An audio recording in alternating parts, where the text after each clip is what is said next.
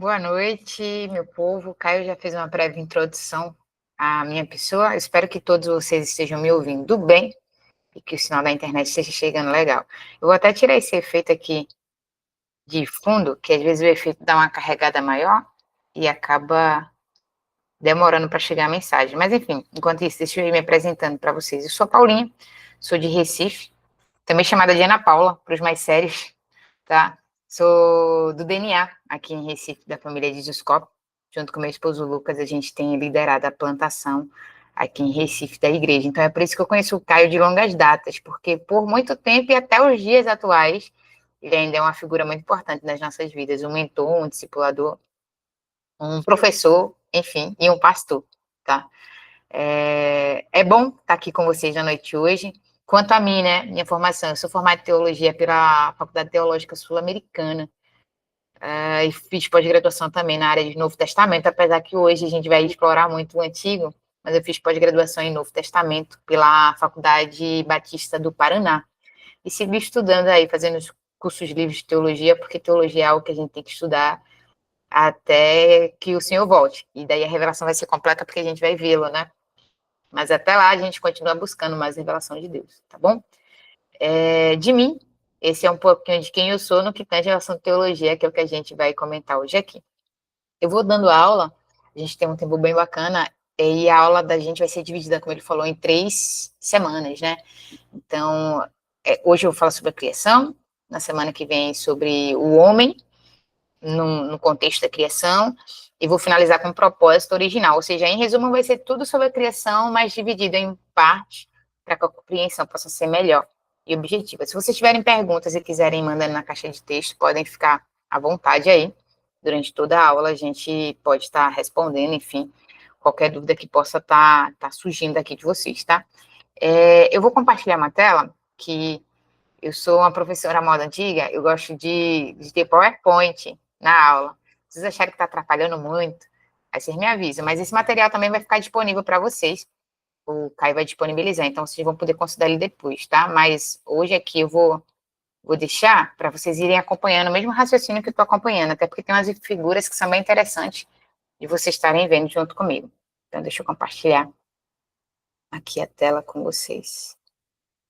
Se o computador deixar.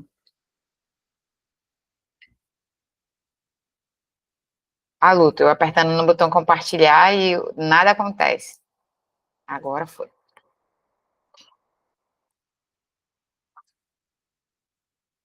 Vejam se está aparecendo agora aí para vocês na tela. O Júlio falou que sim. Júlio, obrigada. Júlio está com a câmera aberta, falou que sim. Karina deu um legal. Alba, show de bola.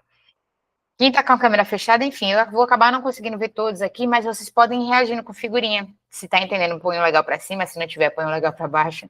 Já dá para a gente ter uma noção, tá?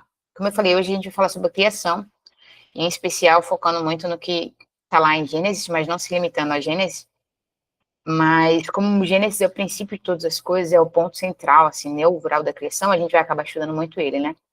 E uma coisa que eu preciso que vocês tenham em mente desde já é que Gênesis não é um livro sobre como, é um livro sobre quem. E qual a importância de saber isso, Paulinha? Porque quando a gente vai para a ciência, no âmbito do saber secular, a ciência ela tenta sempre explicar como o universo foi criado, como as coisas criaram forma. E daí vem um monte de teoria que você já deve conhecer algumas. Teoria da evolução, Big Bang, por aí vai. Porque ela tenta explicar como. Até que chega num ponto que você diz, tá, mas isso veio da onde? Não tem resposta. Já o Gênesis, ele traz para nós o quem. Então, quem criou? E daí a Bíblia vai falar que no princípio Deus criou os céus e a terra. E é nesse texto que a gente vai iniciar a nossa aula de hoje, tá? E eu até trouxe, coloquei aqui em cima o recorte, eu não sei se você vai estar conseguindo enxergar bem, mas se não tiver, você dá um zoom aí na sua tela para você enxergar. Eu trouxe um recorte da versão transliterada ali, o interlinear, para a gente ir caminhando junto, né?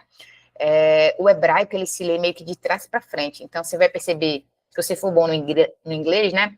Você vai perceber que o início, no princípio, ele está aqui, nesse in the beginning, e aqui está a terra. Então, ele começa de trás para frente. Você lê daqui para lá. Então, aqui, ó, Bereshit bara. Eu digo que sempre, essa é a única frase que você pronuncia bem no hebraico, né? Bereshit bara Elohim. E aí continua dizendo os céus e a terra. Então, no princípio, criou Deus o céu e a terra. Então, é nessa ordem daqui para cá. Então, antes de falar de terra, antes de falar de mar, de sol, de estrela, do homem, a Bíblia começa apresentando o personagem central da história, Deus.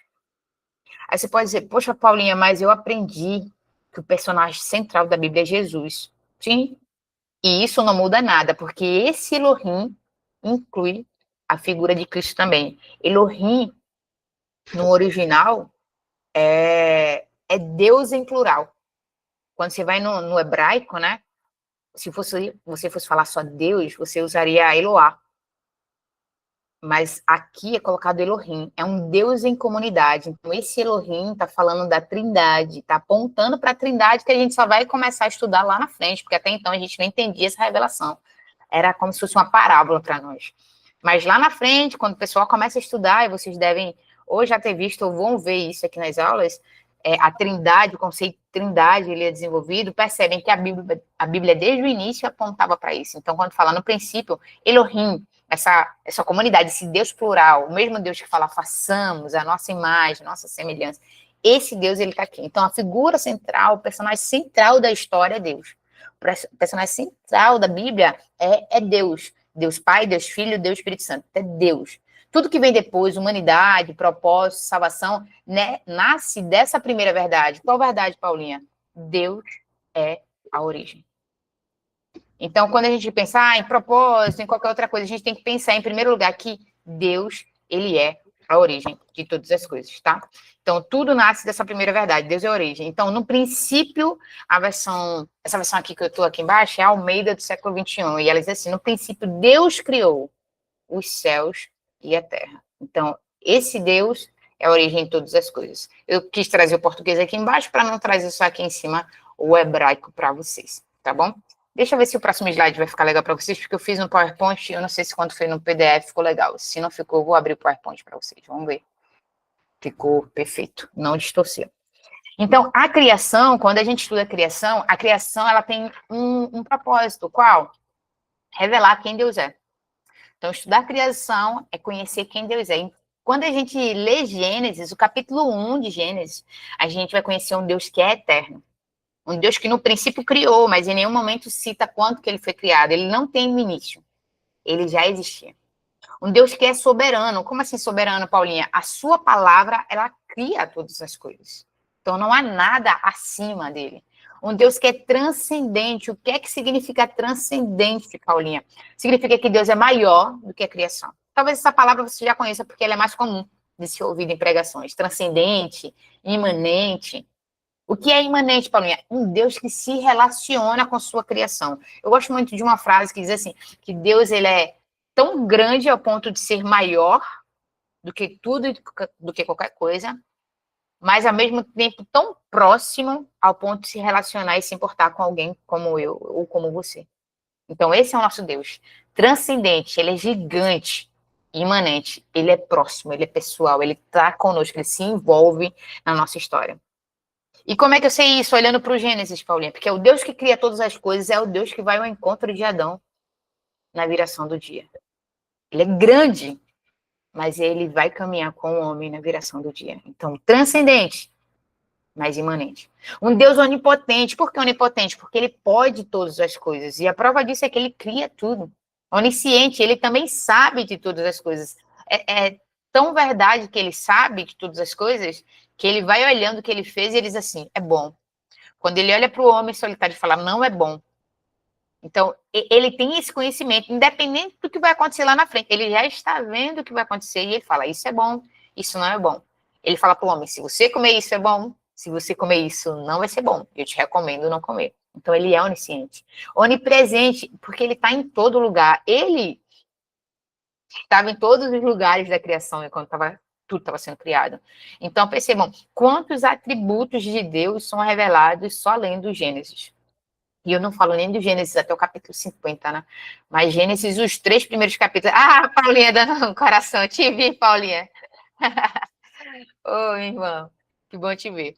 Então, perceba como Deus ele é revelado nos primeiros capítulos ali do Gênesis, sabe?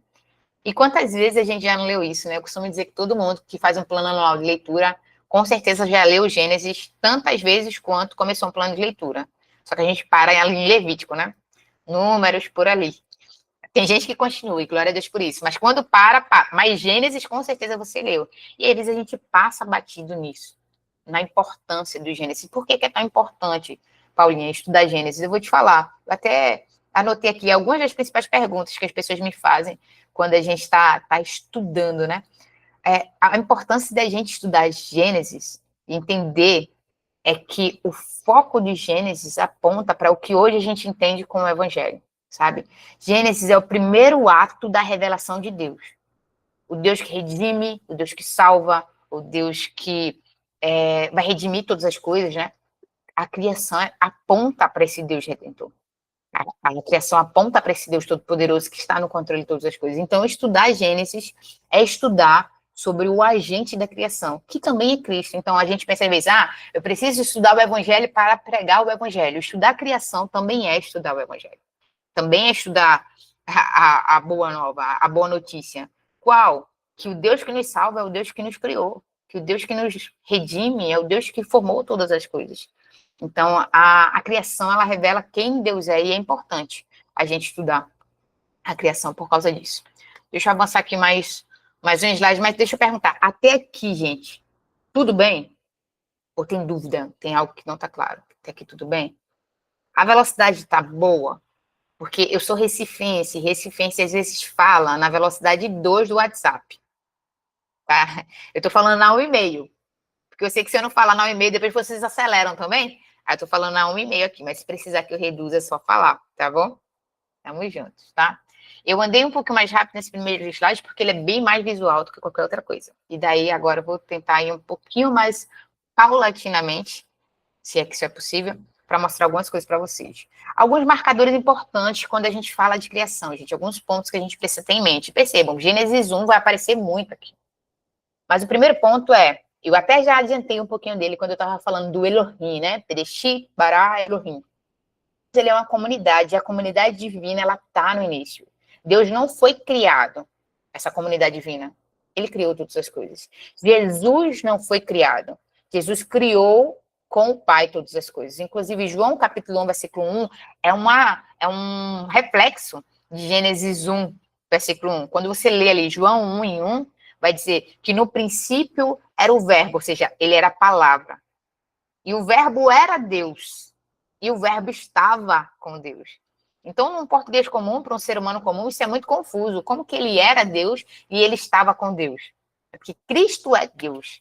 E Cristo estava com Deus, porque ele é uma pessoa na Trindade diferente. Um único Deus em 3 pessoas. Então, Cristo não foi criado também. Cristo estava lá com Deus e ele era Deus no princípio. E você pode dizer, e o Espírito Santo, Paulinha? Trindade, vamos fechar. O Espírito Santo também não foi criado. O Espírito de Deus, ele é agente também da criação. Ele agia e se movia e dava a vida no início de tudo.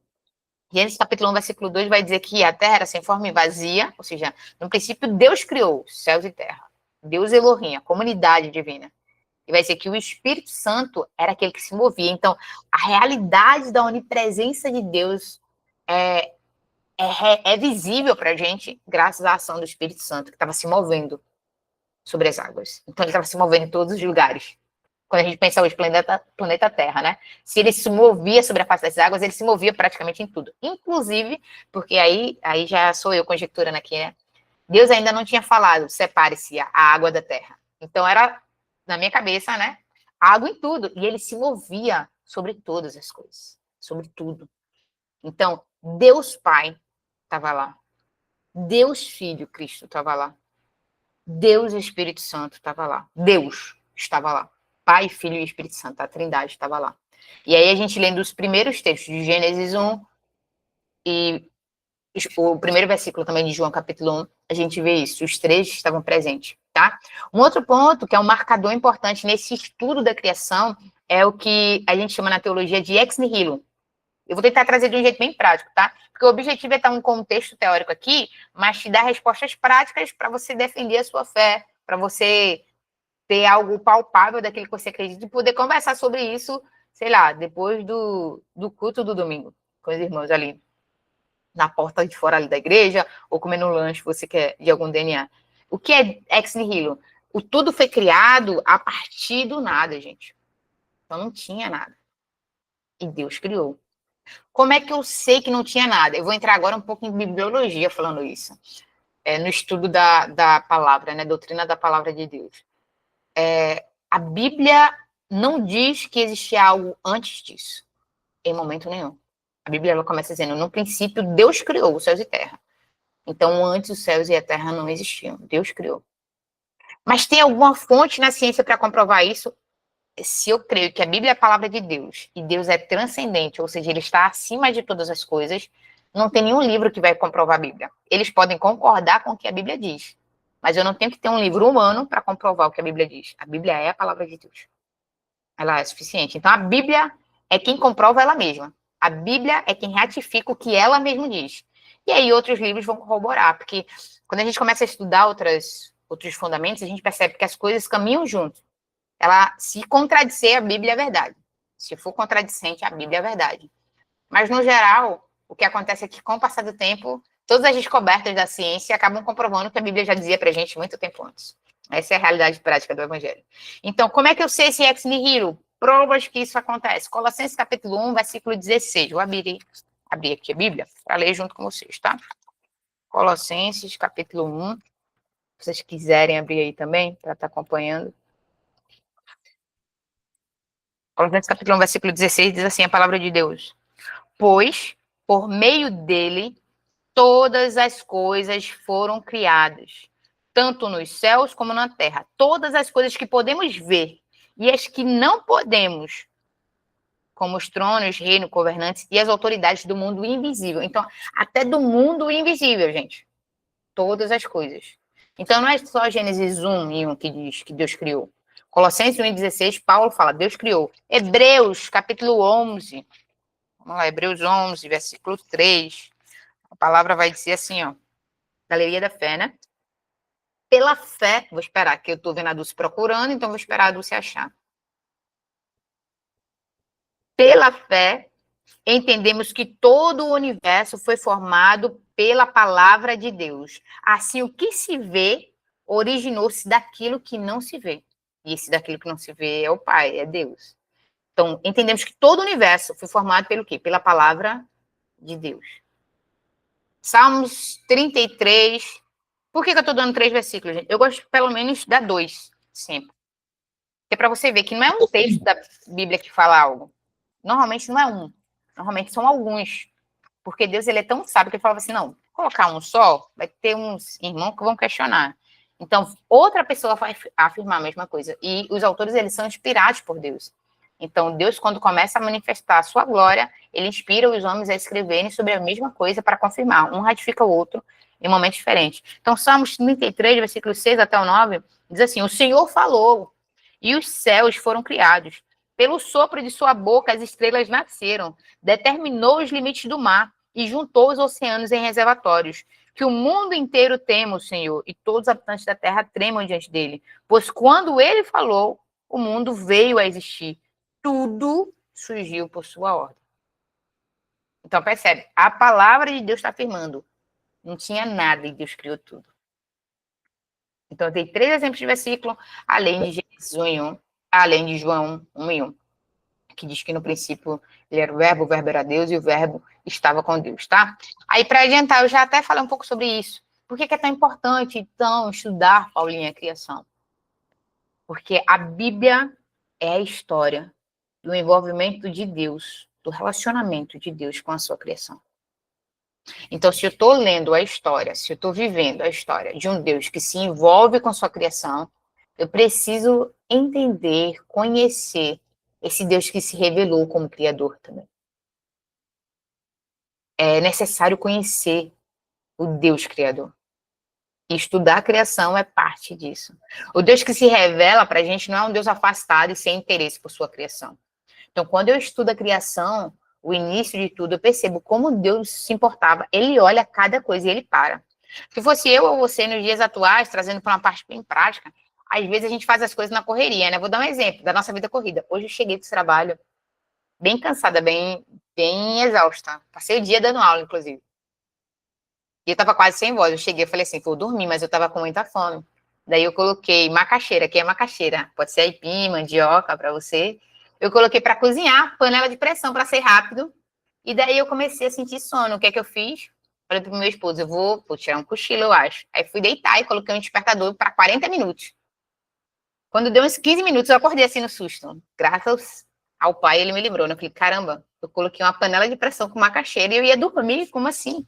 Porque a gente é desse jeito, a gente é acelerado, a gente faz 55 mil coisas simultaneamente, no final faz tudo pela metade. A gente é um pato às vezes, né? Nem nada, nem anda, nem voa. Mas Deus, ele não é assim, não. E olhar para ele é bom porque nos ensina. Inclusive nesse aspecto. Deus, ele faz e ele contempla a sua criação. Ele faz mais um pouco e contempla e fala, é bom, é bom, é bom. E esse Deus criador nos ensina como agir com aquilo que a gente faz também, com a nossa vida, sabe? É importante parar, olhar aquilo que a gente tem realizado, a obra das nossas mãos, porque a gente reflete esse Deus criador e a gente precisa parar e contemplar para dizer assim, é bom. E se não for bom, assim como Deus olhou, não é bom que o homem viva só. E daí ele fez algo para que aquilo se tornasse muito bom. A gente precisa parar, olhar para as obras das nossas mãos e dizer assim, é bom. Ou então não é bom. Então, vou fazer algo mais, porque aqui eu não estou refletindo Cristo. Mas quando a gente entra no modo automático, faço,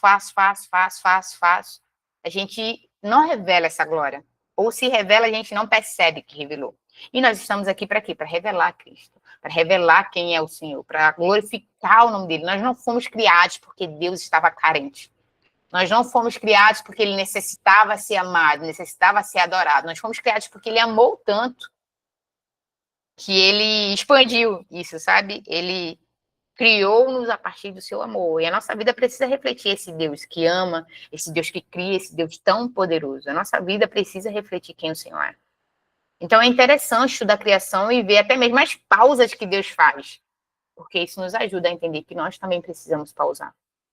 Deus Todo-Poderoso faz pausas e tem um dia para descanso. Eu e você, criaturas, precisamos pausar e descansar. Então, perceba que nos mínimos detalhes, o Deus relacional se relaciona conosco e nos ensina. Nos ensina que é necessário um momento na viração do dia, ou seja, qual for o momento que escolhermos junto com ele para parar e contemplá-lo e conversar com ele. Eu costumo pensar, e aqui eu vou fazer um spoiler, né, das próximas aulas, que quando o homem e a mulher comem do fruto do conhecimento do bem e do mal, eles só conhecem o mal, porque o bem já se encontrava com eles todos os dias. Na realidade, quando ele come do fruto, é o mal que é revelado, porque o bem estava ali, sendo revelado pouco a pouco, todo dia, a cada encontro. Eles conheciam a Deus, pouco a pouco, a cada dia. Eles conheciam um pouco mais do Deus que os criou. Então é importante a gente conhecer esse Deus que nos criou, porque o mal está aí fora, e a gente conhece só de abrir a nossa janela, ou de ligar a nossa TV, ou de rolar um pouquinho o Instagram do nosso celular. Mas o bom, o bem, a gente só conhece no relacionamento com esse Deus. Tá? Então, por isso que é tão importante a gente estudar não só a criação, mas vou frisar aqui o aspecto criação, tá bom? Deixa eu adiantar aqui um pouquinho. Daí, fazer uma pequena pausa nessa revelação de quem Deus é, e vou falar sobre algumas coisas que falam sobre o que Deus não é, na realidade. E por que que isso acontece? O ser humano, ele é caído, e vocês vão estudar isso mais na frente, com outro professor. Ou talvez comigo, não sei, mas eu acho que é com outro professor, que tem um que ama esse assunto. Que pode ser o Caio também, mas enfim. Quando a gente busca conhecer a Deus e o seu propósito, quando a gente não busca conhecer a Deus, a gente corre risco, gente, de ser influenciado por qualquer vento de doutrina. Então, eu vou mostrar algumas doutrinas que surgiram a partir da falta de conhecimento de quem Deus é. Mesmo ele tendo revelado tudo na sua palavra, tem pessoas que não estudam a palavra de Deus e acabam se perdendo no meio do caminho. E por isso que eu falei para vocês que era tão importante ter as figuras aqui, porque elas são bem visuais para a gente, né? Eu não vou falar todas não, vou falar 4 aqui. Uma das vertentes é o materialismo. O que é o materialismo? Ele nega a essência de Deus. Então, imagine essa bolinha aí que eu desenhei aqui, ó. Essa bolinha é o universo. Então, pronto, para o materialista é isso que existe, o universo. É uma força, é algo superior, mas é o universo, é a natureza que guia tudo. Então, o materialista,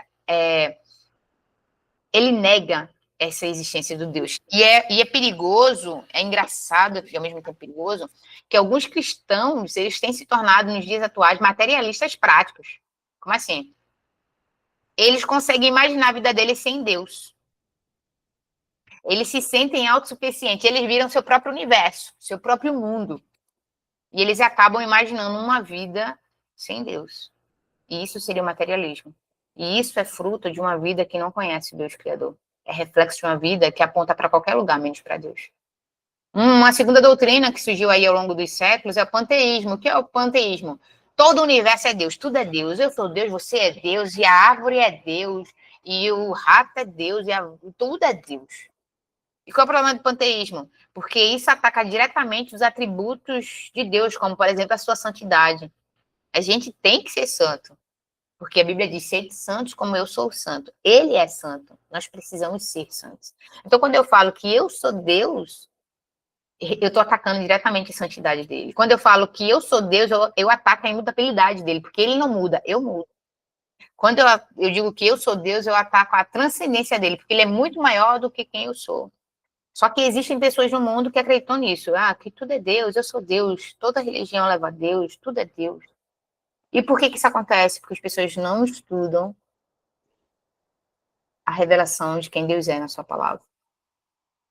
Outras duas, e daí a gente encerra, porque, como eu falei, o objetivo aqui não é a gente gastar tempo estudando sobre o que não é Deus, mas mostrar para vocês como é possível ter no mundo revelações equivocadas baseadas em parcelas da revelação. Tá? Dualismo. O dualismo já colocou a palavra Deus ali na bolinha, tem duas bolinhas lado a lado. Uma é Deus e outra é o universo. Então, o dualista, ele afirma a coexistência de Deus e do universo. Ele coloca Deus lado a lado. É tipo assim, Deus e o mal têm a mesma força. Como se fossem adversários, sabe? E a gente sabe, Deus não tem inimigos, assim, que combatem. Ninguém é do tamanho de Deus. Mas para o dualista existem sim. Aí é aquela galera que acredita num anjinho bom, um anjinho mau. Tá falando aqui do lado. Vamos ver quem é que vai vencer. Mas Deus não está competindo. E pode parecer até irônico isso, mas muitos cristãos consideram Deus mais ou menos nesse patamar. Como se Deus estivesse numa briga constante com o diabo e o diabo de vez em quando vencesse Deus. Porque ele acredita que tem um anjo bom aqui do lado, um anjo mau do outro, e vai vencer quem o alimentar mais. Então, ele não só acredita que Deus é do mesmo nível do diabo, como ele acredita que é o que ele faz que pode tornar Deus forte. Vê que perigo. E isso é um dualismo prático na vida de um cristão, que pode acontecer. Deístas concordam que Deus é transcendente, mas negam a sua imanência. Então, são pessoas que acreditam que Deus é grandão, mas negam que ele pode se relacionar com a gente. É como se Deus fosse, até tem um exemplo aqui que é muito legal, um relojoeiro. É alguém que criou o relógio, deu corda e deixou lá tudo acontecendo. E não tô nem aí, pode acontecer o que quiser, eu não me envolvo com essa relação. E a gente sabe que isso não reflete quem é o nosso Deus. E por que eu tô falando isso? Porque eu quero que vocês aprendam? Não. É porque eu quero que vocês entendam que existem pessoas aí fora que estão com essa perspectiva. Eles conheceram Deus por parcela. E é nosso papel conhecê-lo intimamente, revelá-lo, através das nossas atitudes, palavras, libertar as pessoas dessa opressão. Às vezes a gente tem um hábito de concordar para ser legal. Então a gente está num papo com alguém. Esse final de semana eu estava na Bienal do Livro aqui de Pernambuco, e daí rolou um papo bem legal com a menina da editora, e ela estava falando assim, não, porque, vamos ser realistas, né? Deus, ele está em todo lugar. Então, sei lá, o cara do shintoísmo, ele acredita em Deus de uma forma diferente, mas é Deus também. A fé dele é muito similar à nossa. Aí eu fiquei ouvindo, aí depois ela falou do budismo, ela, veja, isso não é Deus? É Deus. É a mesma coisa que você cristã chama de Deus. Eu falei, o meu único problema é que eu chamo Cristo de Deus, e isso não é Cristo. Na realidade, eles pegam Cristo, transformam em algo bem pequeno e negam todo o sacrifício. E quando eu tiro o Cristo da equação, aí eu não estou falando do mesmo Deus. Uma religião que não aponta Cristo como Salvador, não está falando do mesmo Deus que eu estou falando. Cristo é parte essencial na criação. Cristo é parte essencial na redenção. Então, é importante estudar a criação por causa disso. Porque quando eu entendo que Cristo não é só redentor, mas ele também é criador, quando eu falo Deus, Elohim, eu estou falando de Cristo. Quando eu falo Deus, eu estou falando do Espírito Santo. Não esqueço a ação do Espírito Santo. Eu entendo que é importante estudar a criação. Até aqui tudo bem, pessoal? Show de bola. Alba falou que sim, eu quero crer que sim. Por que Deus criou o universo, então, Paulinha? Se ele não era carente, se ele não necessitava da gente. Vou colocar aqui alguns textos para vocês. Eu gosto de texto. Eu tentei trazer 2 ou mais, né? Isaías 43, versículo 7. Vou abrir aqui a minha Bíblia para ler para vocês, se vocês quiserem abrindo aí também. Tá bom, é um hábito de escola dominical, né? Eu gosto de ler aqui no texto. Isaías 43, versículo 7, a palavra vai dizer o seguinte: tragam todos que me reconhecem como seu Deus, pois eu os criei para a minha glória. Fui eu quem os formou. Mais um texto que fala sobre a criação e aponta para Deus como nosso Criador. Mas percebam, ele diz o porquê, ele diz o para quê. Fala assim, para minha glória. Então, Deus criou o universo e tudo que nele há, inclusive a nós, para quê? Para a sua glória. Salmos 19, versículo 1 e 2, que você pode dizer, aquele texto está falando muito sobre nós, né, sobre o ser humano. Mas vamos lá, Salmo 19, versículo 1 e 2. Os céus proclamam a glória de Deus.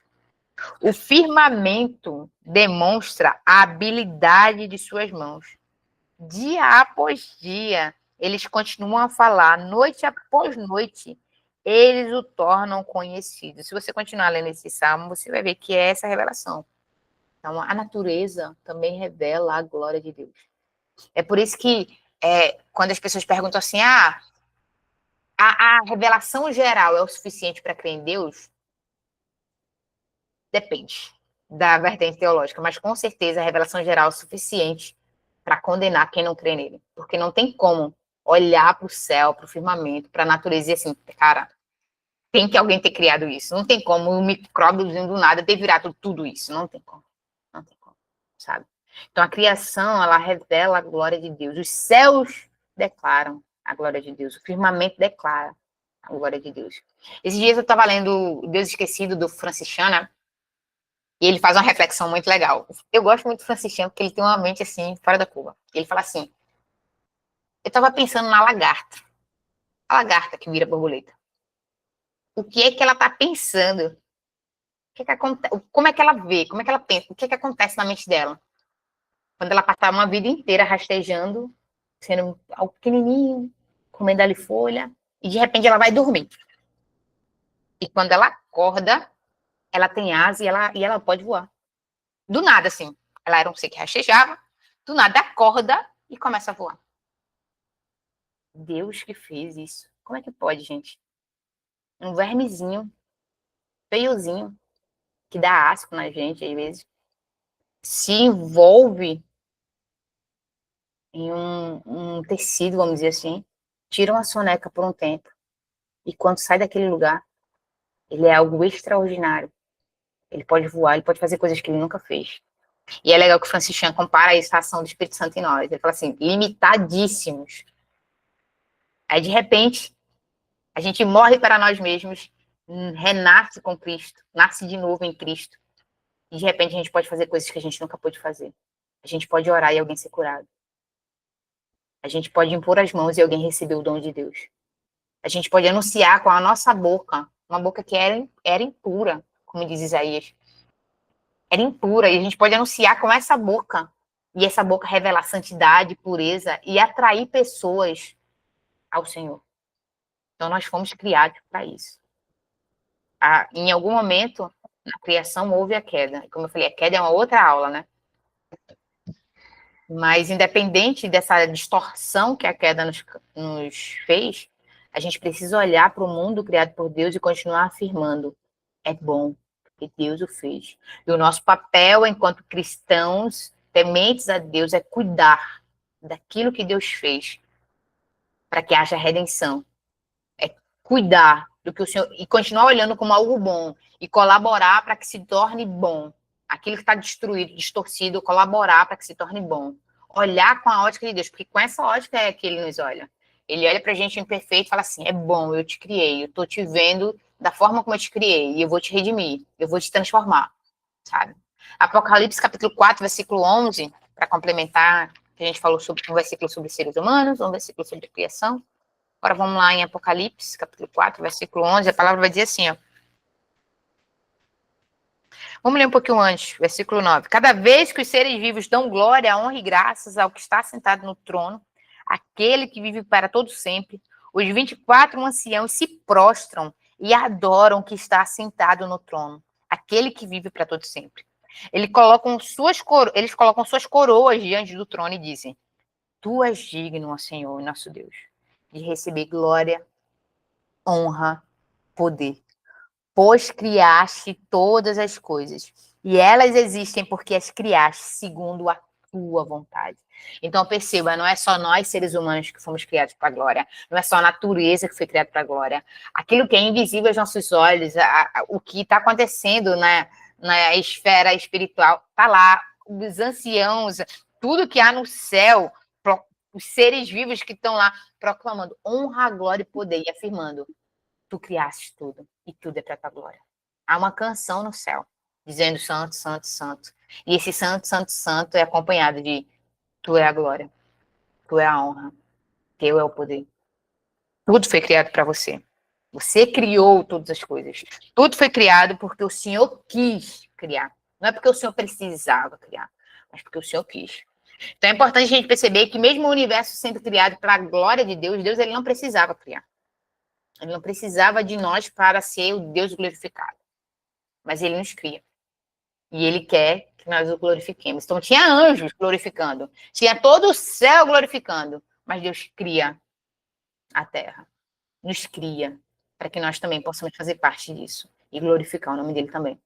Vamos adiantar um pouquinho? E tudo que Deus fez, Paulinha, continua sendo bom.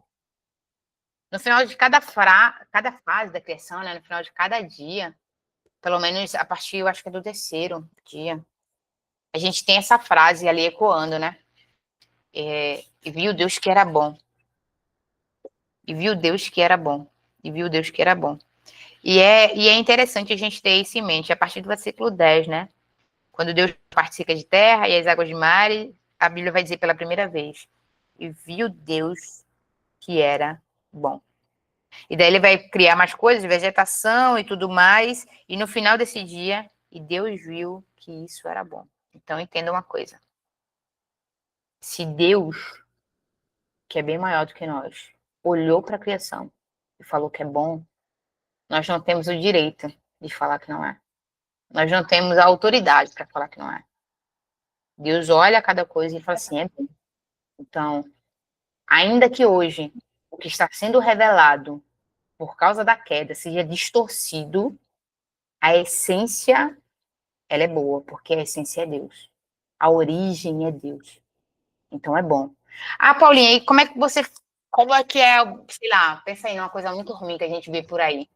Essa guerra que estava acontecendo, né? Do pessoal, enfim, Hamas, Israel, enfim, essa guerra. Isso é bom? Não, Deus não criou esse caos. A maldade do homem, a rebelião do homem levou para esse lugar. O que Deus criou foi o homem. E a essência do homem, quando ela glorifica a Deus, é boa. Quando não glorifica a Deus, ela pode revelar qualquer outra coisa, mas quando ela faz o que ela foi concebida para fazer, e aí isso aponta para a nossa aula de propósito, quando o homem aponta para o que ele foi criado para fazer, é bom. A essência é bom. Por isso que Deus olha para o pior pecador e ele ama. É bom. Ele olha para um lugar de criador e ele sabe que é bom. Ao fim de toda a criação, a gente lê esse retrato, né? Gênesis 1:31 foi o versículo que eu coloquei aí como ênfase, porque é o final do capítulo 1. Fala assim, ó. Então Deus olhou para tudo que havia feito e viu que era muito bom. Quando ele termina tudo, ele fala assim, é muito bom. Esse é o final do sexto dia. E pensar nisso, trazendo para uma parte bem mais prática, gente, nos ajuda a entender como é importante a gente cuidar, sabe? Cuidar do ambiente. Esses dias eu estava vendo um vídeo do Japão, na rua deles não tem sujeira, não tem. Vê, é um país, Maicon hoje postou, né, um post lá, 1%, eu acho que foi isso que ele postou, só 1%. Quando eu falo Maicon, é o Maicon Barroco. 1% de cristãos, eu acho que foi isso. É algo assim. Ou é 1% que conhece, 0,3% de cristão. É algo nesse sentido. Mas, enfim, é um número muito baixo. E tu olha para o cuidado que eles têm, assim, sujeira, tá? A cultura, né? Tudo muito limpo. Aí a gente vem pro Brasil, um país majoritariamente cristão, e a gente vê um cristão jogando lixo na rua, abrindo aqui o vidro do carro e jogando a latinha de Coca-Cola na rua porque tá dentro do carro. Às vezes, não é porque não tem lixeira, lá no Japão também não tem, não. Porque as pessoas entendem que é responsabilidade de cada um cuidar do seu próprio lixo. Então as pessoas andam com sacolinhas para jogar. E quando acha algo de lixo na rua, é porque é alguém que não é de lá, com certeza. Na cabeça deles é isso. Mas eles vão lá e apanham o lixo dos outros e guardam e levam. Que eles se sentem responsáveis por cuidar do lugar deles. Cara, eu sei que Deus vai transformar todas as coisas, novos céus, nova terra, então a terra ela vai ser transformada. Mas essa terra, esse mundo caído, a gente pode fazer dele um lugar melhor com as nossas atitudes. A gente pode cuidar um pouco mais, sabe? Mas a gente tem uma mentalidade de consumismo, uma mentalidade materialista, que acha que tudo é meu, porque eu sou o Deus desse lugar, o universo está aqui existindo para me servir, e aí a gente consome e não cuida. A gente come exageradamente, a gente bebe exageradamente, a gente usufrui desse planeta de forma incorreta e a gente não entende.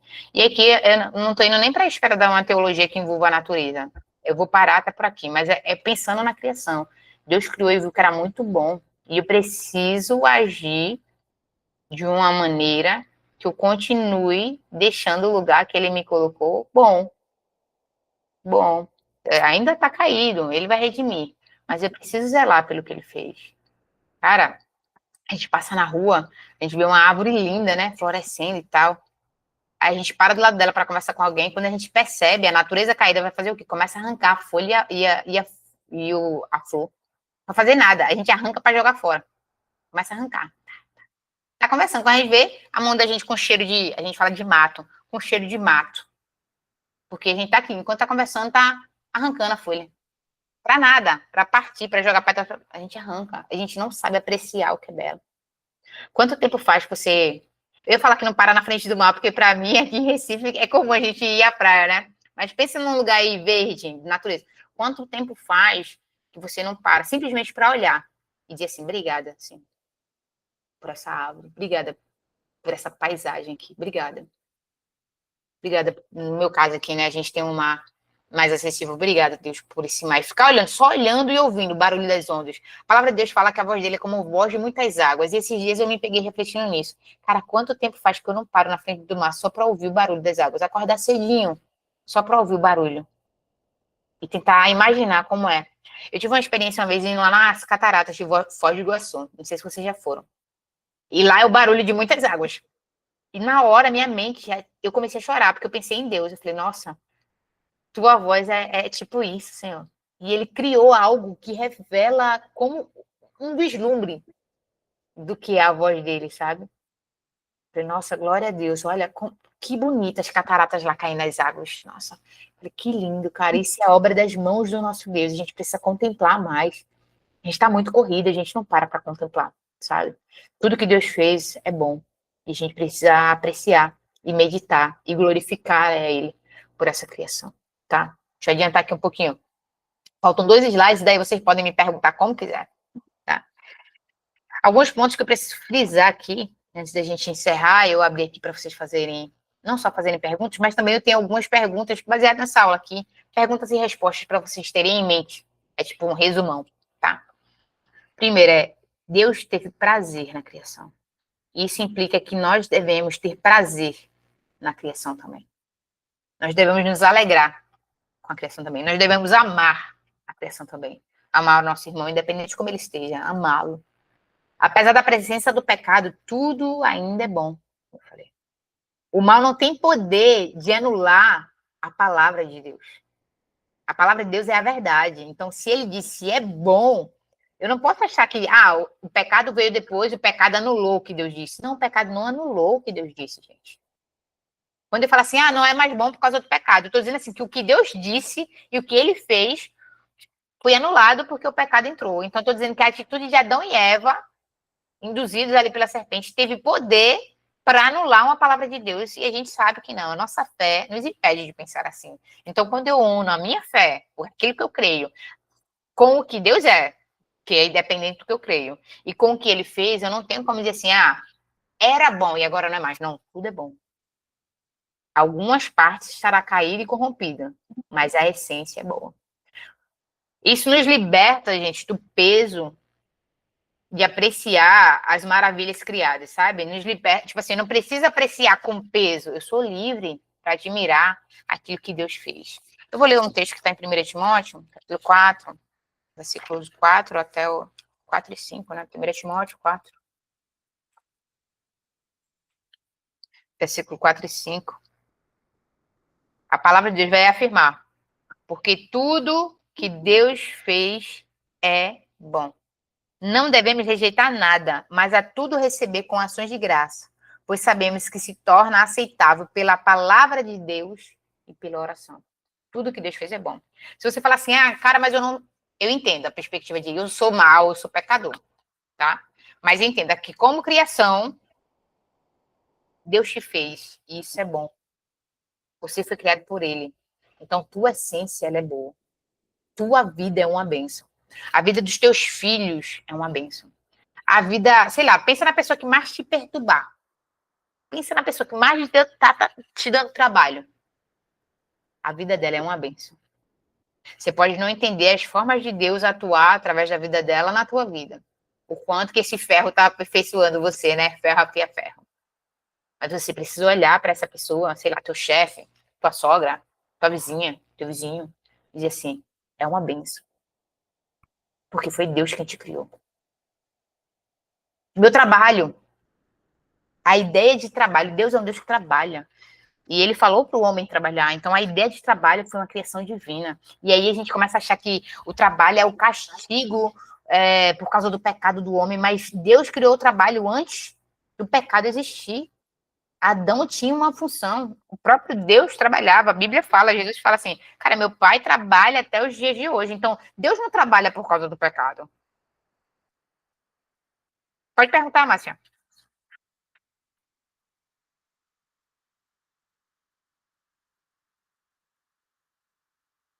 Agora entrou. É, Agora entrou. Não, só para poder ratificar o que você está falando, porque na verdade, quando o Senhor, após o pecado, né, ele vem com a sentença, ele diz que com o suor do seu rosto agora você vai ter que trabalhar. Então tinha o trabalho, o suor é que veio depois do pecado.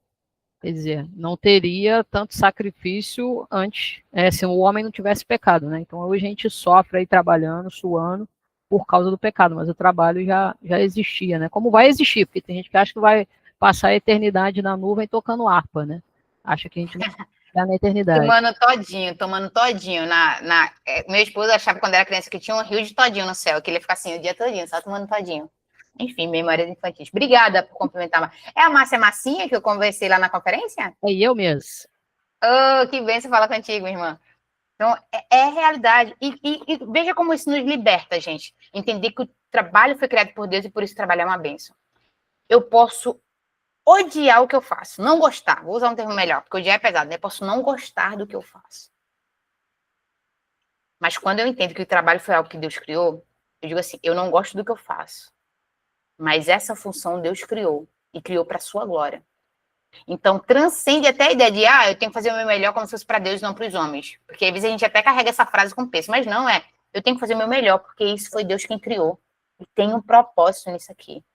E porque eu amo a Deus, eu amo o que Deus fez, eu amo as oportunidades que Ele me deu, e eu preciso amar isso aqui, porque eu vou glorificar a Deus nesse lugar. Então você não trabalha por um salário, você trabalha para glorificar a Deus nesse ambiente que Ele criou. Você não trabalha para ter uma aposentadoria, você trabalha porque você ama a Deus. E quando você trabalha, você glorifica Ele com o teu trabalho também. Então, tudo em nós, quer comais, quer bebais, passar e tudo para a glória de Deus. Então, isso precisa nos tirar de um lugar de trabalhar com ódio, de trabalhar com raiva do nosso trabalho. Cansaço vai ter, como a Márcia falou, né? O suor veio como consequência da queda. E não culpa Adão, porque possivelmente você, no lugar dele, faria a mesma coisa. Exatamente, a mesma coisa. Pode falar, Marcinho. É uma coisa interessante que você está falando, e eu gosto muito de dessa situação assim que às vezes passa até desapercebido lá em Gênesis 3, quando o Senhor traz ali a sentença, né, tanto para a serpente, como para o homem, como para a mulher.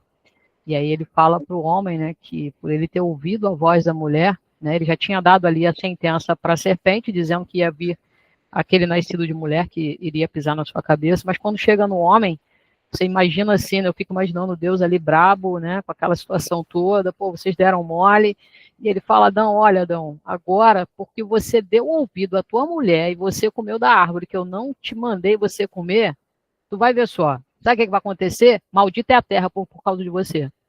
É aquela coisa assim do pai que não castiga o filho.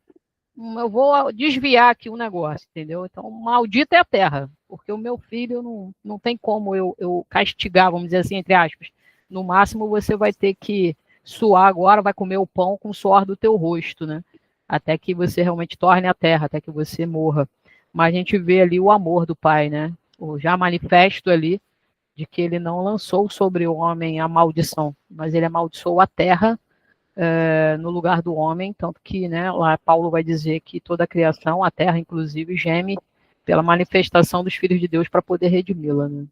Sim, sim, perfeita. E essa citação de Paulo foi perfeita. Eu estava com ela aqui em mente, já esperando você terminar de falar para falar. A criação inteira geme para que a gente se manifeste. Ou seja, há uma expectativa para que a gente cuide, para que a gente seja parte do processo de redenção, sabe?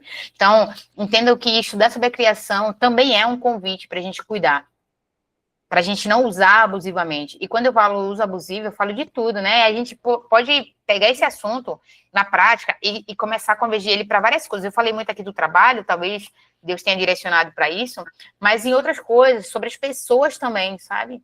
Não usar as pessoas, e pior, usar abusivamente, né? Não ser abusivo com o outro, com o irmão, com o amigo.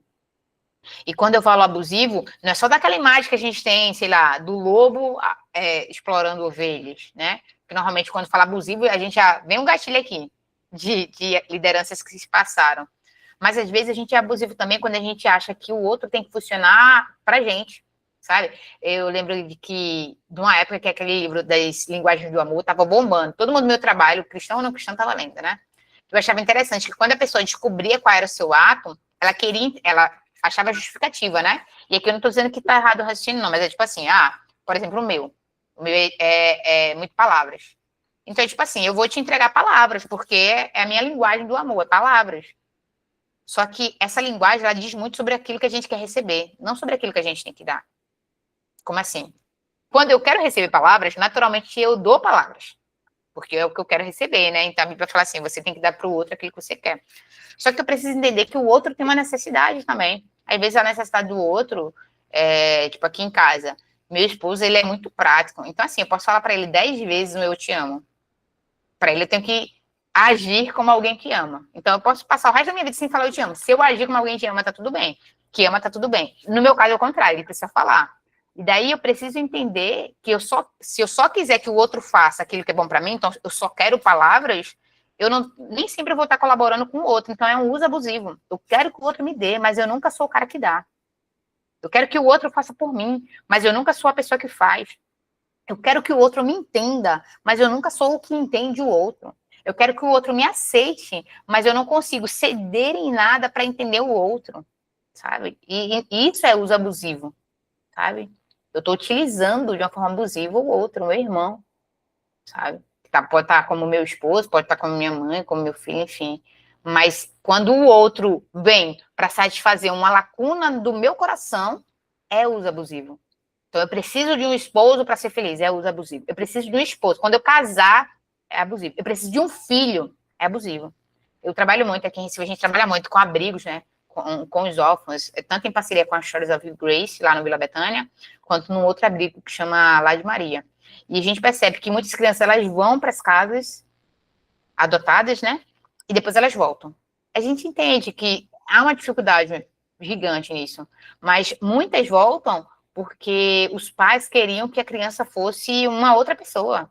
Já teve um caso de uma criança que a gente teve todo um cuidado depois na volta, que ela falava assim, a família tinha um filho que faleceu, ainda criança. E quando foi lá no abrigo e viu essa criança, a criança tinha a mesma idade, características físicas muito parecidas. Então a família queria aquela criança, falou assim, quando eu olhei era meu filho, mas era literalmente o filho do passado que a família estava vendo.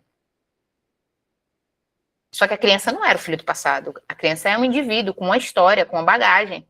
E daí porque ele não falava do jeito do filho que morreu, porque ele não agia do jeito do filho, porque a linguagem dele era diferente, a linguagem de amor era diferente, porque aí a família foi e devolveu.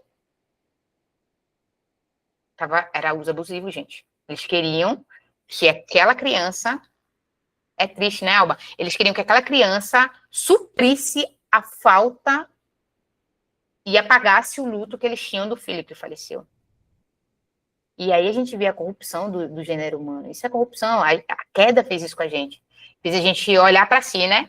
E a culpa é sempre do outro, o defeito dá no outro, o outro que tem que melhorar. É a mulher que tu me deu, foi a serpente que me enganou, mas a culpa não é minha. Então eu sou bom e os outros que têm que melhorar. Isso é uso abusivo, sabe? E a gente, como conhecedores desse Deus criador tão amoroso, a gente precisa agir de uma forma diferente. Pode falar, Júlio. Vamos lá, vamos ver se eu vou conseguir explicar a minha dúvida. Eu achei muito interessante quando você falou sobre o mal, porque antes, quando eu tentava explicar, quando as pessoas me perguntavam sobre o mal, eu falava que realmente Deus sabe de todas as coisas e se a pessoa tirasse tirar o que aconteceu não fosse da parte de Deus, eu interpretava como que tiraria a soberania de Deus. Mas eu achei interessante o que você falou sobre o mal, que Deus não queria o mal, mas é consequência do pecado da pessoa. Isso eu achei muito maneiro isso, e vou levar isso quando eu me questionarem sobre isso, vou explicar sobre isso. Mas a minha dúvida é em relação a quando esse mal acaba cometendo com pessoas inocentes. Como explicar? Não sei se você conseguiu me entender. Por exemplo, algum mal de uma pessoa que está no pecado, mas afetou tipo uma criança, uma pessoa que não teve, sabe? Não teve a ver com aquele mal pecado daquela pessoa. Como explicar isso, entendeu? Entendi. Em um dos livros que eu escrevi 2 livros, eu nem falei isso no início, né? Eu escrevi Olhe para Jesus e Deus é Suficiente. Em Olhe para Jesus eu falo um pouco sobre isso, né? Porque eu digo assim, às vezes a gente pergunta assim, por exemplo, vamos pensar que a pessoa que sofreu o dano fui eu. Vamos pensar assim, não é o meu caso, mas vamos pensar que quando eu era criança, isso aconteceu com uma aluna minha numa turma antiga, eu falei assim, vamos imaginar uma criança que foi abusada e que essa criança sou eu. Onde é que estava Deus quando eu fui abusado? Porque ele não interviu. Ele é o relojoeiro, então. Ele é o cara que está lá parado e deixando a criação só andar. E a resposta que a Bíblia nos dá para esse caos é que Deus estava lá, sofrendo a dor junto com você. Porque dói no coração do pai. Dos dois lados. Ele sente a dor de ver um filho sofrendo as consequências da queda no sentido de ser abusado, mas ele também sente a dor por ver um filho contaminado pelo pecado abusando do outro. Deus sente dor no seu coração, ele se entristece. O Espírito Santo se entristece quando ele vê os filhos, ao invés de glorificá-lo, fazendo qualquer outra coisa, sabe? Então, Deus permite. Apesar de ser soberano, há uma permissão divina. Estes 2 passos, Marcinha. Apesar da soberania, ele é soberano, ele não deixou de ser soberano, mas a soberania dele não nos torna marionetes. Eu começo a entender, não como livre-arbítrio, mas como Deus dando, porque o termo livre-arbítrio ele é muito mal interpretado. O pessoal começou por isso que tanta gente fala assim, não, é predestinado, tem que isso acontecer. Porque o livre-arbítrio ele é muito perigoso na forma que as pessoas entendem, mas eu entendo numa linha como se Deus nos coloca em um lugar e ele fala, até aqui é onde você pode, é onde eu te permito, você não vai além daqui, eu não vou interferir no que você faz dentro desse lugar. É por isso que ele coloca Adão e Eva dentro do jardim, e ele fala assim, não coma disso. Mas ele não bate na mão de Adão e de Eva quando eles pegam no fruto. Ele poderia ter feito isso, mas ele não faz isso, sabe? Então, ele permite, porque ele é soberano, mas ele sente as dores juntos. Inclusive, o filho dele veio para cá, para a terra, você pode pensar, quando eu olho para Jesus e eu vejo Cristo sem pecado algum, padecendo por causa do meu pecado, eu começo a entender que o amor de Deus é muito diferente daquilo que eu entendo como amor, porque ele também viu o filho sofrendo, ele sofreu junto com o filho, mas ele permitiu, porque ele estava pensando não apenas no filho, mas ele estava pensando em toda a humanidade. Então, tem situações que Deus permite que alguém passe, porque ele está pensando além daquele filho, ele está pensando em todos os filhos. Márcia? Eu sei que ela vai complementar, aí depois eu pergunto se respondeu. Na verdade, porque você mencionou agora, eu, na minha visão, eu percebo que as pessoas têm uma dificuldade em entender essa questão do mal, né, existente, porque a natureza pecaminosa está dentro de nós, né? Cristo veio e trouxe ali a justificação e nos regenerou, mas o mundo ainda jaz no maligno. Né? E as coisas, infelizmente, vão continuar ainda acontecendo a maldade. Ela só vai ser totalmente regenerada quando Cristo vier pela segunda vez, estabelecer o seu trono e reinarmos com ele. Mas essa visão que às vezes eu percebo que as pessoas têm é porque elas veem muito a questão efêmera dessa vida. É como se só existisse essa vida.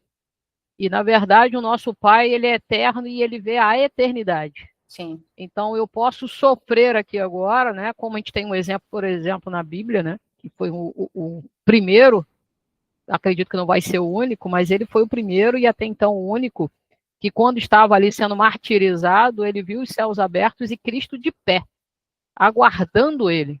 Então, eu acho que é Estevão, né? Uhum. Então, eu acredito que o momento ali em que ele estava ali, lógico, sentindo dor, sendo apedrejado, e as pedras não eram pedrinhas Brita 1, não, eram pedras mesmo, né? E ele vê Cristo ali de pé, aguardando ele ali, para poder estar com ele na eternidade.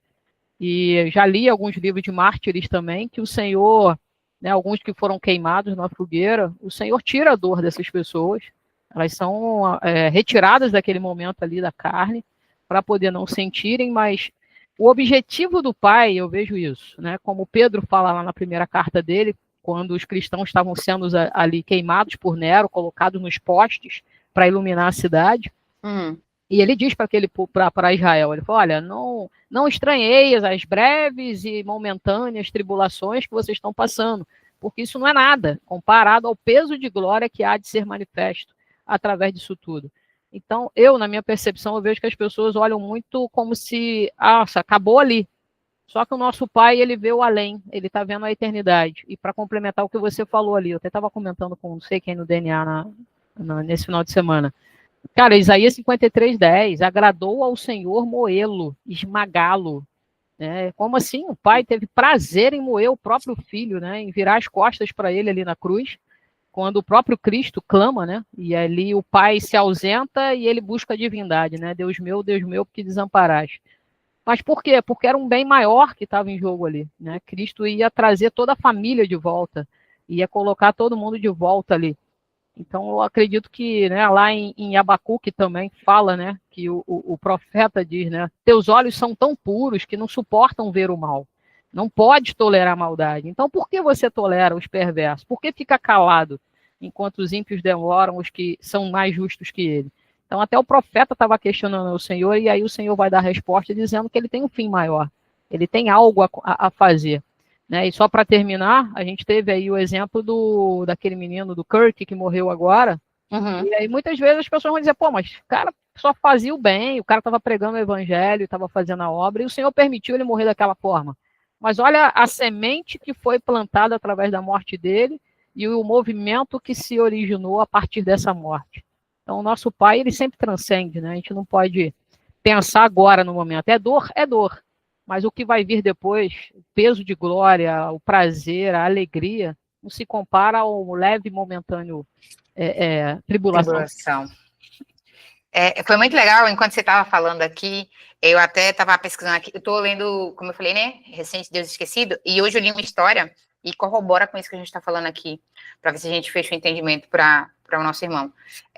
O Francis vai contar uma história vou resumir, para não ler a história inteira, a história de um missionário, né, da Coreia, que ele e outros 23, e essa história, vocês pesquisar, foi real, julho de 2007 isso aconteceu, eles foram presos, feitos reféns pelo Talibã do Afeganistão.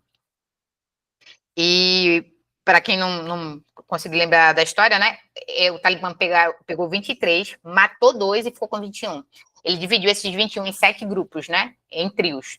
Aí deixou em trios, e ele fala sobre os horrores, né, que ele passou na cela. Aí diz que no último dia que estavam todos os 23 juntos, né, naquele lugar, naquela cela, um deles tinha uma Bíblia escondida. E ele pegou essa Bíbliazinha e dividiu em 23 pedaços, para que mesmo se separassem eles, cada um deles tivesse uma porção da palavra de Deus para se alimentar e se inspirar, sabe? E ele fala que uma das coisas mais fascinantes que aconteceu e que aquele homem contou para ele foi o seguinte, que quando eles voltaram para casa, os 21 voltaram para casa, vários membros da equipe perguntaram, você não gostaria de ainda estar lá? E ele me disse que muitos deles sentiram uma intimidade tão profunda com Deus no período que passaram na prisão, que quando voltaram para suas vidas normais, eles sentiam saudade daquele período. Porque eles não conseguiam experimentar na vida normal o que eles tinham experimentado enquanto estavam feitos reféns. Ele fala que teve um momento que eles começaram assim, quando eles já entregaram, tipo assim, a gente vai morrer mesmo, então vamos, quem vai ser o primeiro a morrer? O que você vai falar com assim? E começaram a falar sobre isso, sobre a eternidade. E depois foram separados, espancados, enfim, até serem resgatados. E quando eles voltaram para a vida normal, eles falaram assim, cara, eu sinto saudade dos dias que eu estava lá. Porque não era a dor que ele lembrava. Ele lembrava da experiência que ele teve com o Senhor naquele lugar.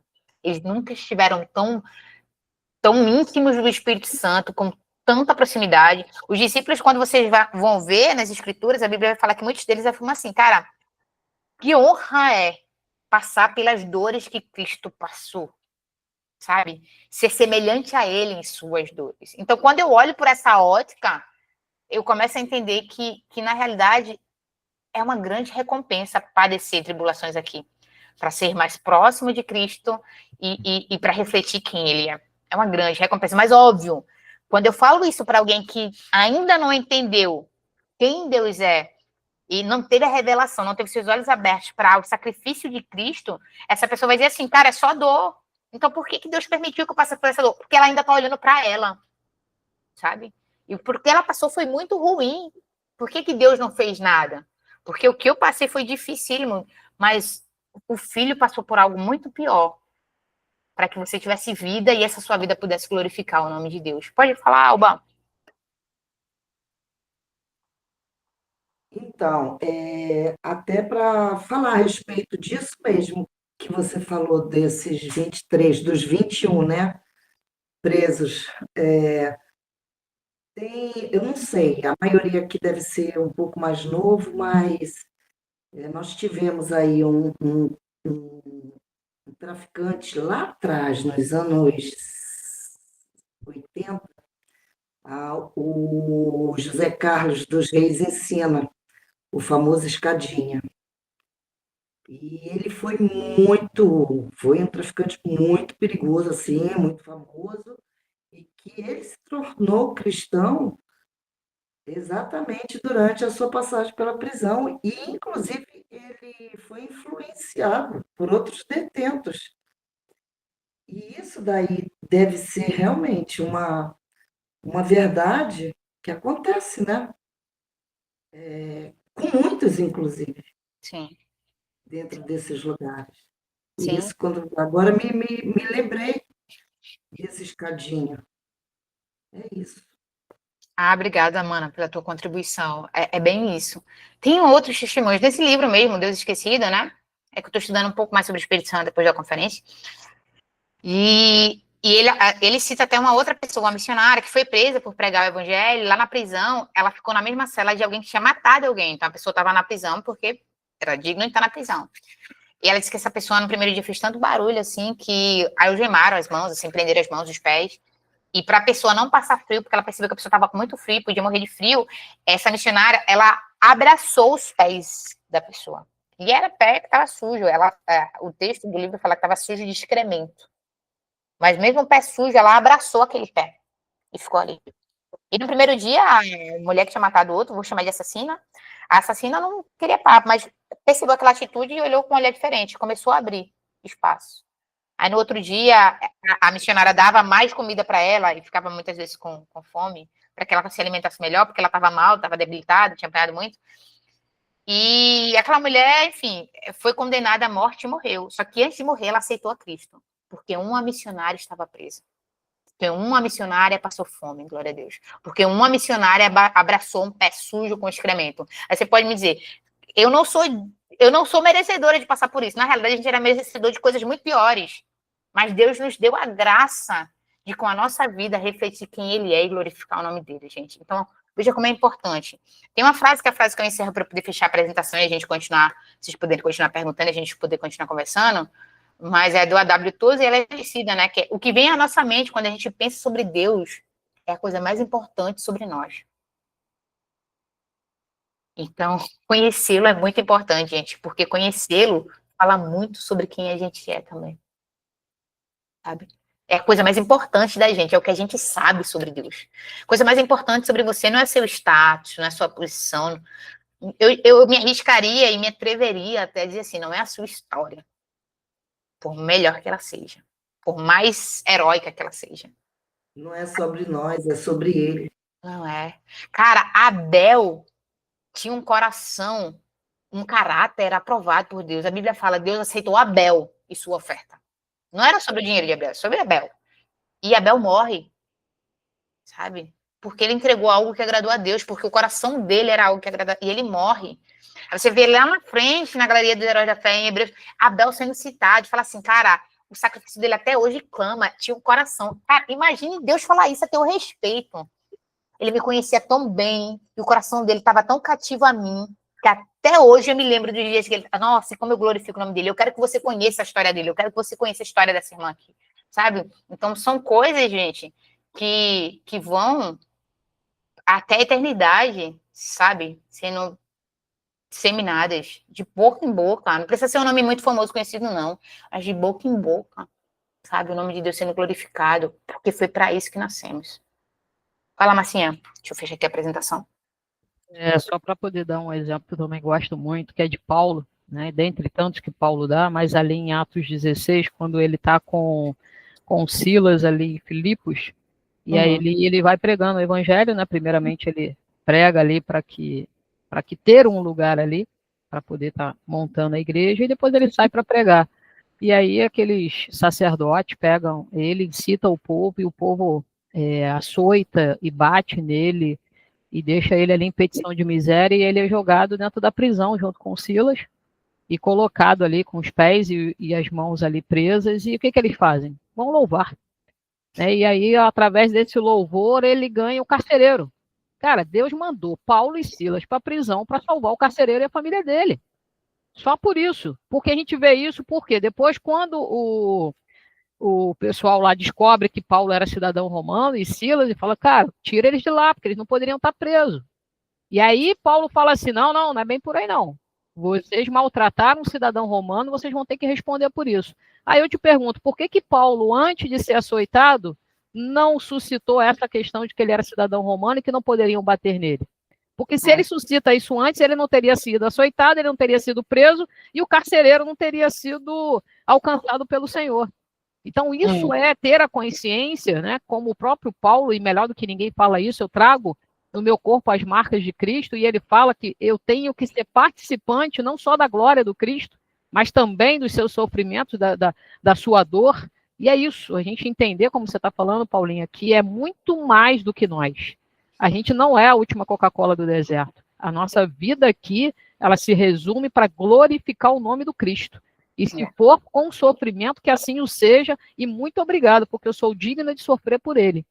Então, é o que você está falando. Agora, ter esse entendimento, realmente a gente precisa buscar no Espírito para que a gente entenda, para que a gente não sofra tanto. Porque às vezes a gente vê pessoas sofrendo nesse mundo, nesse tempo, porque estão ainda apegadas a essas coisas materiais, às coisas temporais, quando as coisas do Senhor são eternas, são transcendentes e são muito maiores. Estar com Cristo sempre é muito melhor, seja no sofrimento, seja na alegria, mas sempre a gente tem que estar com Ele, a importância de ter Ele. O resto aí é o resto mesmo.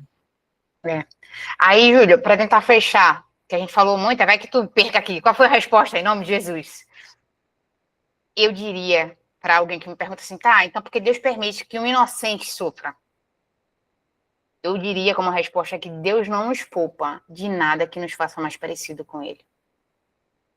Então, se é necessário a dor ser infligida a alguém, para que essa pessoa se pareça mais com Cristo e glorifique o nome de Deus, seja agora, seja no futuro, Deus não poupará. Deus não poupará. Se é necessário, porque a gente olha uma história, mas aquela história ela é um efeito dominó, sabe? Ela interfere em tantas outras. Tem um filme, não sei se vocês já assistiram, filme secular. O Curioso Caso de Benjamin Button. Não sei se vocês já viram. Já viram? Que é com aquele Brad Pitt, que ele nasce velhinho, ele é um bebê velhinho, e quando ele vai crescendo, ele vai ficando mais novo. Tem um trecho nele que eu uso sempre numa aula que eu dou, que é para falar sobre cultura, né? E é quando a namorada dele no filme, né, essa esposa dele, ela sofre um acidente. Ela é bailarina e ela sofre um acidente. É Daisy o nome da personagem. Aí, quando ele tá contando sobre o acidente, ele vai dizendo assim, ó, eu vou resumir porque eu não vou lembrar da história toda, porque são muitos pontos. Ele fala assim, ó, uma moça saiu de casa atrasada porque ela voltou para buscar um casaco que ela tinha esquecido. E daí ela perdeu o táxi. E daí ela pegou um outro táxi, porque naquele dia o motorista tinha saído de casa atrasado e parou para tomar, sei lá, o motorista saiu de casa, esqueceu de tomar café e parou para tomar um café. E quando esse motorista estava saindo, ele foi trancado por um carro de sorvete. E depois do carro de sorvete, ele continuou seguindo. Aqui eu tô, se você ver no filme, é melhor porque não é licença poética, tá? Eu tô lembrando assim, mais ou menos. Ele fala, aí ela parou, ela pegou o táxi para ir até uma loja de presente. Só que chegou lá, o embrulho não estava pronto, porque a moça que deveria ter feito o embrulho estava meio que enrolada, porque no dia anterior ela tinha brigado com o namorado e tinha terminado. E daí, quando ela saiu, o carro de novo, o táxi, foi travado por um homem que saiu do trabalho 5 minutos mais tarde, porque ele esqueceu de configurar o despertador. E daí o despertador não despertou, ele perdeu a hora, bateu o ponto depois, teve que sair depois. E daí o táxi seguiu. E daí, enquanto isso, a Daisy estava lá no teatro, terminando de ensaiar e tal, aí ela tomou banho. Aí acontece mais coisas, aí ele vai. E daí, quando ela está quase saindo, ela espera a amiga dela, que quando foi terminar de se arrumar, puxou o cadastro arrebentou.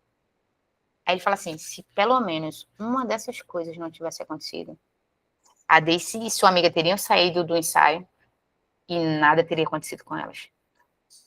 Mas sendo a vida como ela é um filme secular, tá? Vai dizer assim, sendo a vida como ela é, uma sequência de casos e acasos, o cara saiu atrasado, isso aconteceu, isso aconteceu, isso aconteceu, e o cadastro arrebentou, e quando a Daisy parou, o cara teve uma distração, porque ele tava fumando cigarro, esse carro cai no pé dele, ele vai olhar para não queimar, cai assim nele, né? Aí ele vai e não vê Daisy, e a Daisy tá passando rodopiando, aí na hora o carro bate na Daisy. E a Daisy quebra a perna, e ela perde toda a carreira dela como bailarina. Onde é que eu quero chegar? Isso é a soberania de Deus. Deus, ele age em todas as coisas. Desde no cigarro que caiu, Deus está ali, orquestrando todas as coisas. Então, nada é por acaso, gente. A nossa dor não é por acaso. A dor do nosso irmão não é por acaso. Tem um propósito de Deus em tudo. E eu preciso crer e eu preciso pregar sobre isso. Há um propósito. Você pode até falar, Júlio, já te dou a palavra, Alba. Eu posso não entender, irmão, por que você passou por isso. E eu lamento, mas eu digo uma coisa: Deus estava lá com você. Deus sentiu a sua dor junto com você. Deus não gostaria. A essência que ele nos criou não foi para a gente passar isso, mas o homem caiu. E o pecado do homem o leva a esse lugar de cometer um pecado contra a própria criação. Mas tudo coopera para que o nome de Deus seja glorificado. Padecer por Cristo, para glorificar o nome dele, é algo que é uma missão da gente, sabe? Aqui nesse mundo. Então, padecer pelo Senhor não é algo danoso. Há um peso de glória nessa sua atitude. Nisso que aconteceu com você, há um peso de glória. Tem algo da parte de Deus para você. A Bíblia fala que há uma grande alegria, deve haver em nosso coração um grande gozo a gente passar por algo parecido com o que Cristo passou. Que há um peso de glória muito. A gente está glorificando o nome de Deus. Então, quando você suporta a aflição, confiando que, apesar do mal que te aconteceu, Deus é maior do que esse mal, há um peso de glória. Então, é um desafio pregar isso e fazer a pessoa entender isso, porque normalmente ela não conhece muito sobre Deus. E a gente deve aproveitar isso, essa oportunidade, não para convencer ela que o mal que ela passou coopera para o bem dela, mas que o que aconteceu com ela coopera para que o mundo conheça quem Deus é e entenda que está de mal a pior e que precisa da redenção. Então, Deus vê com esse olhar. Não sei se eu consegui te responder, Júlio, se eu preciso complementar algo mais. Conseguiu? Que bom, irmão. Amém. Fala aí, Alba. Só para complementar isso, tudo que você falou aí, falar aí com a Marcinha, né, Marcília, que essa semana aí, a nossa família aqui do DNA, a gente sabe o que aconteceu.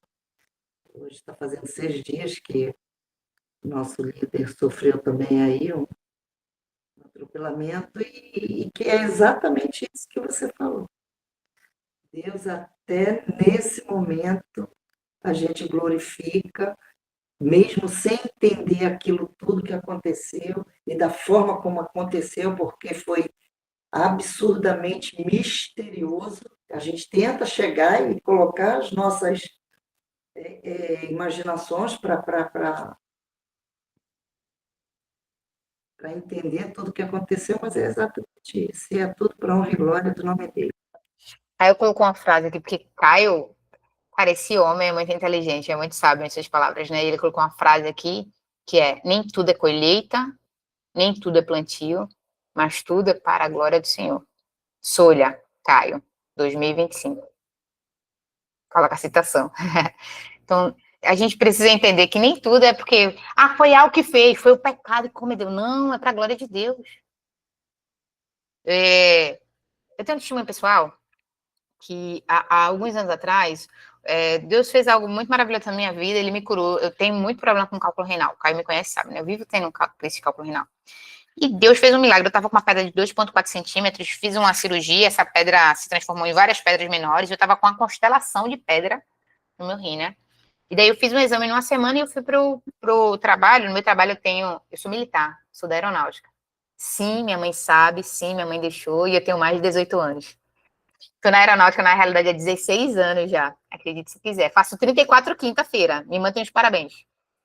E nesse episódio, numa semana eu estava cheia de cálculo renal. Na semana, quando eu fui fazer o exame lá, saiu o exame sem cálculo nenhum. Eu falei, olha, glória a Deus, Deus me curou, tô sem cálculo. Numa semana estava cheia. Na outra, que o médico embarreirou lá com o exame que eu tinha feito por fora, ele faça de novo. Aí eu fiz a tomografia e deu 0. Aí eu, glória a Deus, Deus me curou. Passei 5, 6 anos sem ter crise. Eu falei, tô curada. Daí, do nada, eu voltei a ter crise. Num dia, assim, bem inesperado. Aí eu fui pro hospital e eu tive uma crise, assim, gente, foi a pior da minha vida, eu acho, no nível de eu tomar morfina. Eu nunca tinha tomado morfina na vida. E a dor não passava. E o médico fazia exame, tinha pedra, mas a pedra estava parada e ela não era tão grande, não era para estar sentindo tanta dor. Mas eu senti uma dor absurda, assim. E eu tinha tomado. Você chega, vai nos níveis, né? Eu tomei Buscopan, tomei Dipirona, tomei Tramal, tomei de novo, tudo de novo, Buscopan. Eu passei o dia inteiro. Eu passei mais umas 3 da manhã, era 2 horas da tarde, eu sem comer nada, porque o médico falou assim: ó, se der ruim, a gente vai pra cirurgia. Coloca um catéter aí em você. E nada, e nada, e nada, e nada. Aí me internaram. Quando me internaram, eu entrei num quarto de uma moça. Do nada, quando eu entrei, foi muito espiritual. Quando eu entrei, a moça começou a dizer, não, você não vai entrar, não. E aí, assim, bem estranho, sabe? Meio que expulsando a gente. E eu senti uma angústia na hora. Eu confesso que, para vocês, que meu emocional, ele foi lá para baixo nesse dia, porque, sabe, quando você crê e você associa que Deus é bom por causa do que ele te fez, e como parecia que tinha desfeito o que fez, eu comecei a ter uma crise inicial, foi isso. E daí, enfim, eu falei que eu não ia conseguir ficar naquele quarto mais, depois de tudo que tinha acontecido. A mulher tratou muito mal. Quando ela viu o Lucas, não sei se pelo fato do Lucas ser moreno e tal, ela ficou tratando a gente mal, enfim. E eu lembro que eu tava na cadeira de rodas com o tramal caindo aqui pingando, e eu fiquei tentando dar ré com a cadeira de rodas, porque eu só queria sair daquele quarto. E daí a diretora do hotel foi falar comigo e falou, não, a gente vai te colocar em outro quarto, mas eu tô sem vagas hoje, tá lotado e tal. A única vaga que a gente tem é num quarto que, na realidade, a paciente precisava ficar só pelo estado dela. Uma paciente oncológica, Shirley o nome. Mas como é a única opção, eu falei, cara, se eu estiver incomodando ela, se for incomodar, eu vou para casa, eu fico com dor em casa, eu volto depois, volto só para tomar o remédio, mas... Porque morfina, você não pode parar, tipo assim, como eu tomei morfina, só passou com a morfina, e eu tive que tomar morfina de novo, então eles precisavam me internar para eu continuar com a morfina, que não dá para passar a morfina para casa. E você tem que ir depois perdendo as doses, pouquinho em pouquinho, até parar de usar morfina e poder tomar um remédio normal, né? E aí, ela falou, não, mas eu já falei com ela, ela vai lhe receber. E eu fui, entrei no quarto. Quando eu entrei no quarto, eu vi uma mulher acamada, com o braço assim bem inchado, o câncer dela era na região da mama barra axila, né? E eu senti o amor de Deus tão grande, diferente do outro quarto. Porque assim que eu entrei, ela não conseguia levantar da cama, né? Assim que eu entrei, ela deu um sorriso tão bonito assim. Bem-vinda! E eu, nossa, ela não. E eu passei 3 dias, irmãos.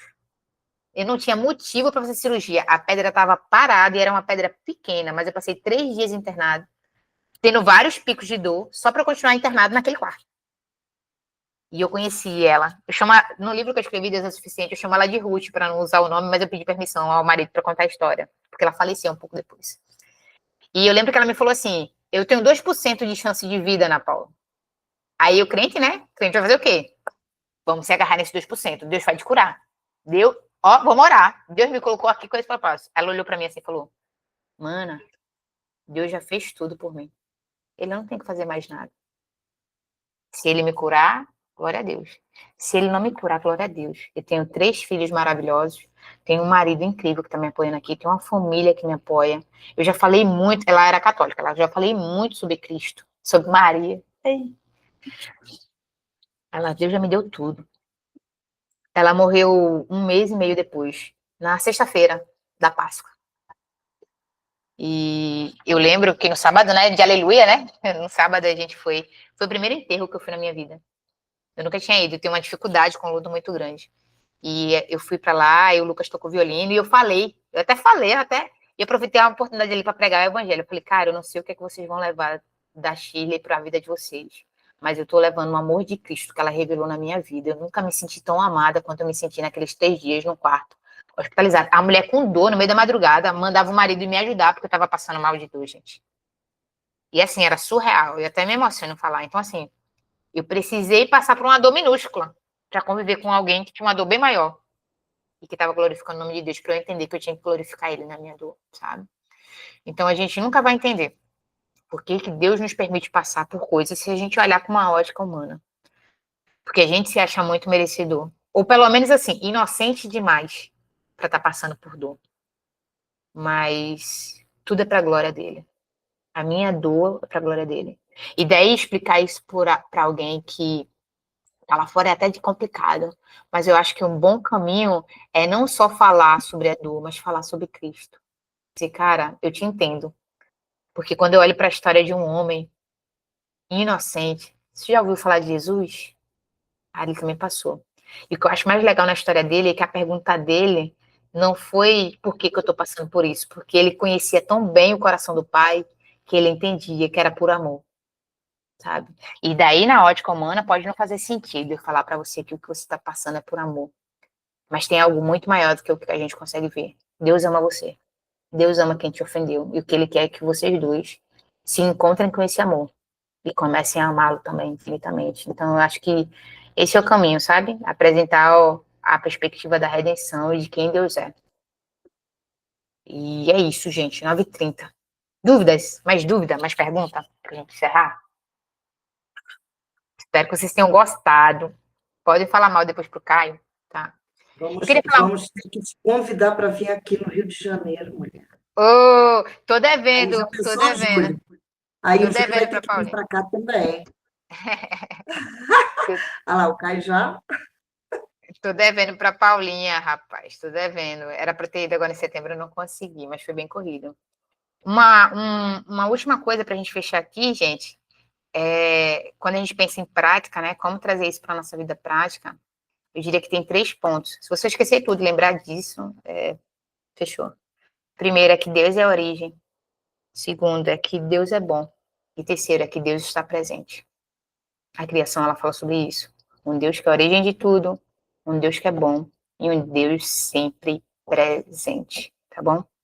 Deus abençoe vocês. Obrigada pelo tempo, pela atenção. Caio, obrigada pela oportunidade. Eu quero ter mais tempo para poder estar mais aqui, somando. Obrigado, Paulinha, pela aula de hoje. Foi muito bom.